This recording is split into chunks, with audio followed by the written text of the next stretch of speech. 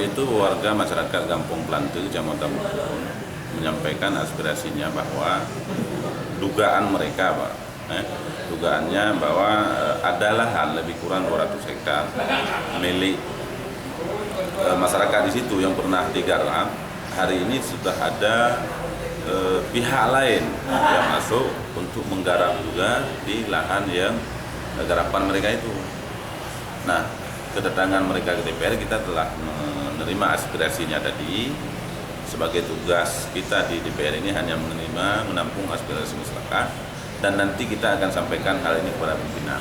Itu siapa yang mengambilnya? Oknum atau pejabat daerah? Ini mereka yang tidak mengungkapkan siapa, tapi karena tadi mereka hanya menyampaikan bahwa ada pihak-pihak yang hari ini telah mencoba masuk ke wilayah hutan Kampung Plante yang menurut masyarakat hutan itu adalah hutan garapan masyarakat.